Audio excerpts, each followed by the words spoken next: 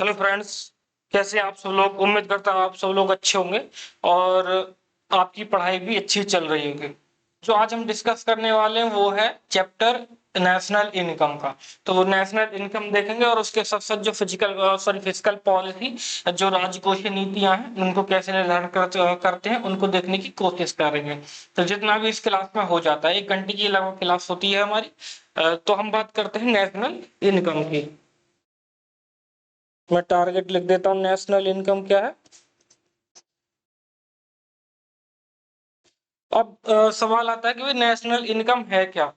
जैसे हम लोग हैं या आप लोग हैं या आप लोग हैं, जो आप लोगों की जो इनकम होती है वो किसकी इनकम होती है, वो आपकी पर्सनल इनकम हो जाती है, कि आपकी जो वो व्यक्तिगत आय हो जाती है।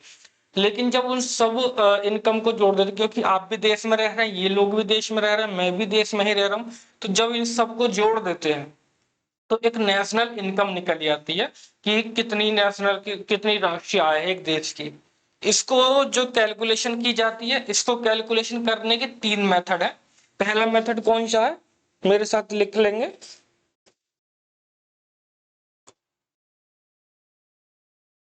वैल्यू एडेड मेथड, इसको हम प्रोडक्शन मेथड भी कहते हैं,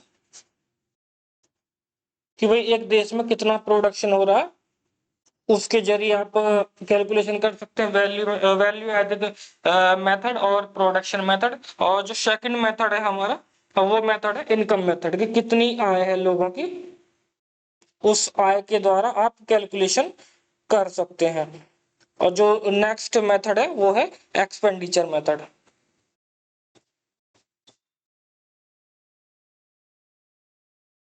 कौन से मेथड, एक्सपेंडिचर मेथड, व्यय विधि की एक देश के लोगों के द्वारा कितना खर्चा किया जा रहा है उन सबको जोड़ लीजिए, तो आप क्या निकाल सकते हैं, देश की नेशनल इनकम निकाल सकते हैं। आपने एक टर्म अवश्य पढ़ा होगा, जीडीपी। जीडीपी के बारे में आप सब लोग जानकारी होंगे। एक होता है जीएनपी।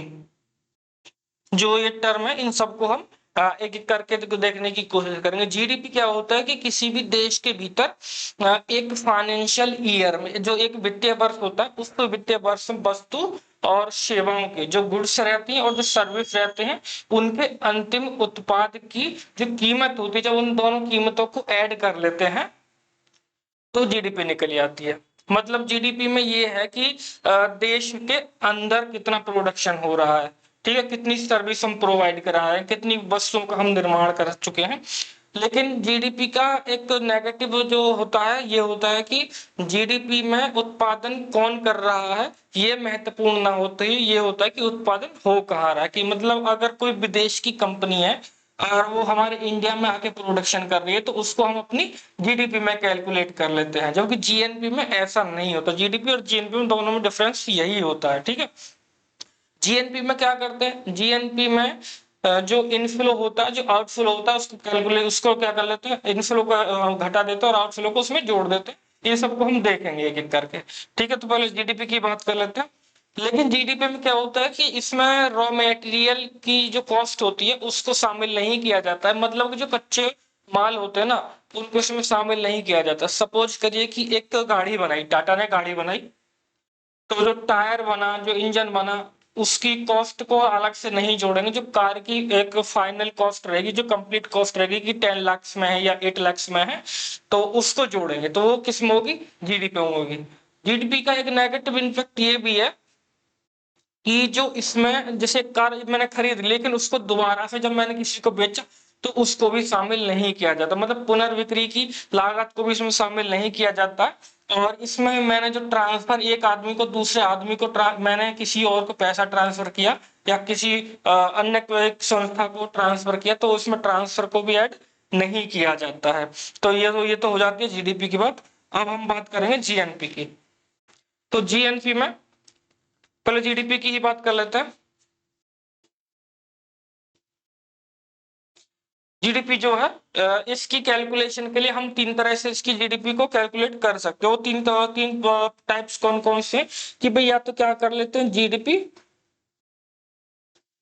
एट मार्केट प्राइस, कि जो अभी बाजारी मूल्य चल रहा है उसके आधार पर वस्तुओं और सेवाओं का जो अंतिम मूल्य है उस अंतिम मूल्य को ऐड कर लेंगे हम और उसके अकॉर्डिंग हम जीडीपी निकाल लेंगे। इसको बोलते हैं जीडीपी एट करंट प्राइस।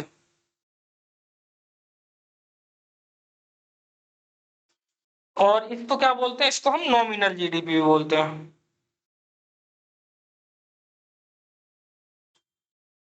ठीक है, एक तरीका हो गया।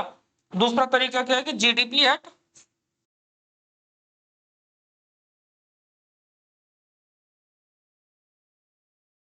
GDP base price.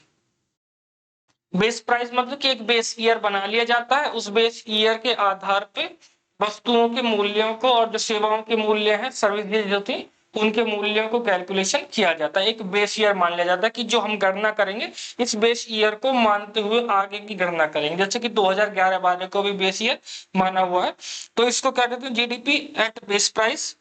इसको जीडीपी एट कांस्टेंट प्राइस भी कहते हैं, क्योंकि इसमें प्राइस को क्या कर दिया जाता है, कांस्टेंट कर दिया जाता है। मान लीजिए कि ये पेन है, जो मेरे हाथ में अभी पेन है, इस पेन की 2011 में कीमत अगर 10 रुपये थी, और लेकिन अभी इसकी कीमत अगर 12 रुपये 13 रुपये, तो इसकी प्राइस को स्टेबल कर दिया जाएगा, मतलब कांस्टेंट कर दिया जाएगा। जो 2011 में इसकी प्राइस 10 रुपीज थी, उस 10 रुपीज के अकॉर्डिंग इसकी कैलकुलेशन की जाती है। तो इसको क्या बोलते हैं, ये रियल जीडीपी की बात करते हैं। हम इन दोनों में क्या क्या डिफरेंस होता है, इन दो सब चीजों को एक बार एक एक करके देखने की भी कोशिश करें। और ये वो एक जो थर्ड होता है वो होता है जीडीपी एट फैक्टर कॉस्ट। लागत मूल्य पर सकल घरेलू उत्पाद, जीडीपी जो है लागत मूल्य पर कैसे कैलकुलेशन की जाती है। अब बात करते हैं जीडीपी एट मार्केट प्राइस की। जीडीपी एट मार्केट प्राइस की बात करते हैं, जिसको इसमें क्या होता है कि जो जीडीपी में वस्तु और सेवाओं के कैलकुलेशन जो की जाती है वो बाजारी मूल्यों पे की जाती है। ठीक है, तब वस्तुओं और सेवाओं के वर्तमान मूल्यों को इसमें शामिल किया जाता है। तो इसकी गणना में जो इनडायरेक्ट टैक्स होते हैं, सब्सिडीज होती हैं, जो इन्फ्लेशन के कारण या मुद्रा संकुचन आदि के प्रभाव को समय समय जोड़ लिया जाता है। तो क्या हमारा कई बार क्या होता है कि जीडीपी एक्चुअल में बढ़ा नहीं होता है, लेकिन इन्फ्लेशन के कारण और इनडायरेक्ट टैक्सेस के कारण, टैक्स के कारण ये क्या कि बढ़ा हुआ दिखाई देता है, कि वास्तविक जीडीपी इसको नहीं बोलते हैं। इसको क्या बोलते हैं, इसको नॉमिनल जीडीपी बोलते हैं, क्योंकि जो एक्चुअल में जो हमारी गुड्स एंड सर्विस की प्रोडक्शन थी वो बढ़ी नहीं है। वो जीडीपी बढ़ी इसलिए है क्योंकि उसमें इनडायरेक्ट टैक्स ऐड हो गए हैं। और जो इन्फ्लेशन है, इन्फ्लेशन सपोज कर ले कि जब 2% की रेट पे इन्फ्लेशन थी, लेकिन आज 6% की रेट पे इन्फ्लेशन है, सपोज कर लीजिए, तो क्या 6% पे तो जो 4% बढ़ के आया है प्राइस में। जैसे कि ये पेन आज भी 2011 की अगर प्राइस पे देखें तो एक क्वांटिटी बन रही थी, तो इसकी कीमत कितनी थी, 10 रुपए थी। लेकिन आज भी एक ही क्वांटिटी बन रही है, लेकिन इसकी प्राइस कितनी हो गई है आज, टैक्सेस के कारण, इन्फ्लेशन के कारण 12 रुपए। तो हमारा जीडीपी क्या हो जा रहा है कि जीडीपी 12 रुपए हो जा रहा है।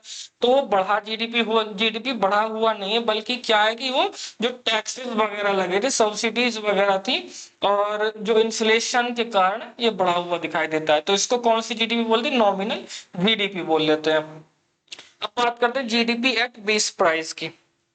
तो जैसे मैंने बताया कि जीडीपी एट बेस प्राइस में जो वस्तु और सेवाओं के अंतिम मूल्य जो होता है उसके लिए प्राइस को कांस्टेंट कर दिया जाता है, एक बेस ईयर मान लिया जाता है। तो इसके लिए जीडीपी की कैलकुलेशन के लिए बेस ईयर 2011-12 को रखा गया है। तो अगर हम इस पेंसिल की कीमत को निकालें तो कितनी क्वांटिटी है उससे इसकी मल्टीप्लाई कर देंगे, और जो उस समय का प्राइस था उससे मल्टीप्लाई कर देंगे। तो इससे निकल जाएगा कि कितनी वस्तु हमने, मतलब हमारे जीडीपी का आकार क्या है। अगर किसी भी देश की जीडीपी बढ़ी है तो क्या कहते हैं कि भाई अर्थव्यवस्था बढ़ रही है, अर्थव्यवस्था ग्रोथ कर रही है। तो जो जीडीपी की ग्रोथ देखते हैं हम, वो देखते हैं रियल जीडीपी के अनुसार देखते हैं। ठीक है, अगर हम जीडीपी की सपोज करिए अप्रैल चल रहा है, तो अगर हम अप्रैल माह की जीडीपी की गणना करेंगे कि कितनी इन्फ्लेशन के कारण, सॉरी कितने इन्फ्लेशन के कारण या जीडीपी ग्रोथ कितनी हुई है, तो लास्ट ईयर इसी महीने से करेंगे। जैसे कि अगर 2024 की बात कर रहे हैं हम, और हम करें कि भाई मार्च में जीडीपी ग्रोथ कितनी थी, सपोज 5% थी, तो हम इसकी कैलकुलेशन जो करें, कंपेयर जो करेंगे वो मार्च 2023 से करेंगे। ठीक है, जैसे कि इन्फ्लेशन के साथ करते हैं। अब बात करते हैं जीडीपी एट फैक्टर कॉस्ट की। जीडीपी एट फैक्टर कॉस्ट में क्या होता है कि जब नॉमिनल जीडीपी निकाल लेते हैं हम, जो हमने नॉमिनल जीडीपी निकाल ली है, इसमें से हम क्या कर देंगे,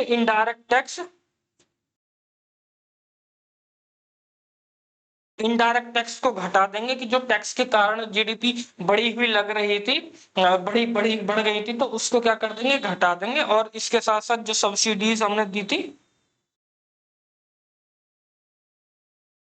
उनको ऐड कर लेंगे। ठीक है,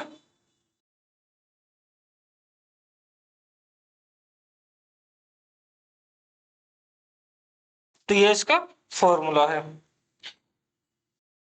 अब बात करते हैं, एक टर्म आता है टेक्निकल रिसेशन। टेक्निकल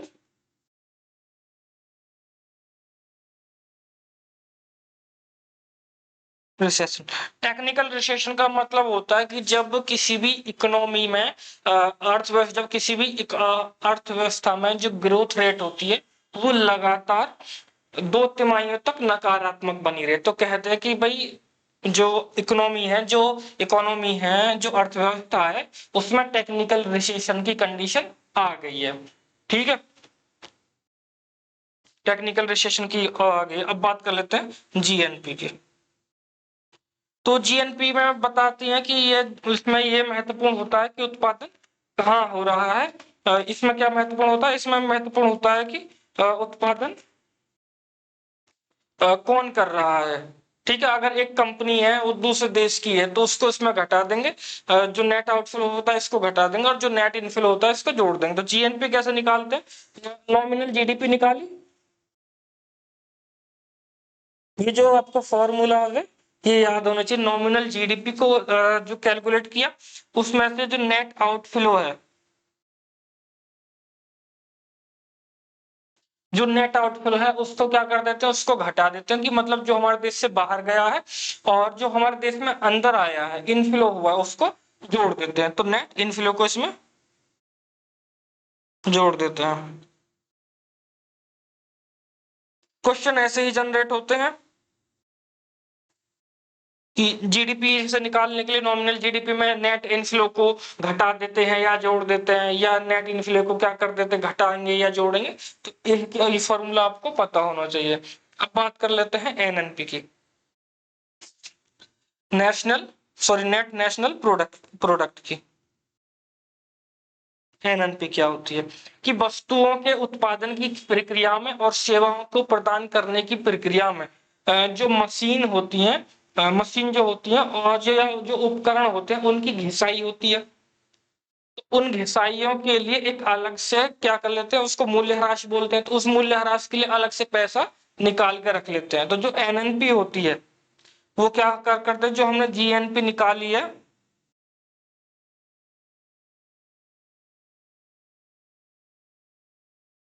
जो एनएनपी निकालते हैं, हम एनएनपी कैलकुलेट करते हैं,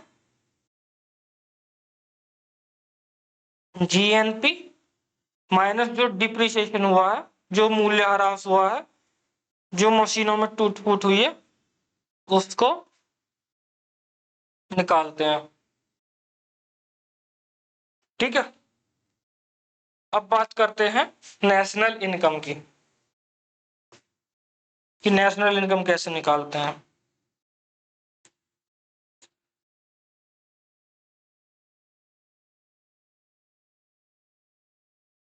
नेशनल इनकम की क्या है कि जब एनएनपी की नेट नेशनल प्रोडक्ट की करना फैक्टर कॉस्ट पर करते हैं, तो उस देश की राष्ट्रीय आय निकलती है। तो नेशनल इनकम कैसे निकालेंगे, national income is equal to NNP minus जो इनडायरेक्ट टैक्स हुए हैं और सब्सिडीज।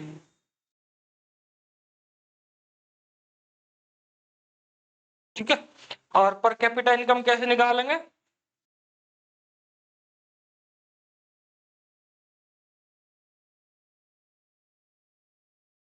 पर कैपिटा इनकम निकालने के लिए जो नेशनल इनकम रही है हमारी, उसमें क्या कर देंगे, जो हमारी पॉपुलेशन है,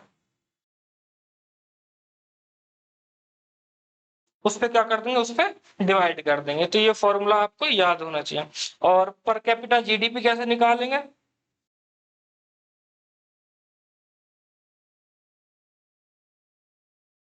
अगर हमको पर कैपिटा जीडीपी निकालनी है तो टोटल जीडीपी कितनी रही है और टोटल पॉपुलेशन कितनी है उस कंट्री की, इस फॉर्मूले से निकालते हैं। तो ये 3 फॉर्मूले हैं, ये भी आपको पता होनी चाहिए। क्वेश्चन जनरेट होने की पूर्ण संभावना बनी रहती है। ठीक है।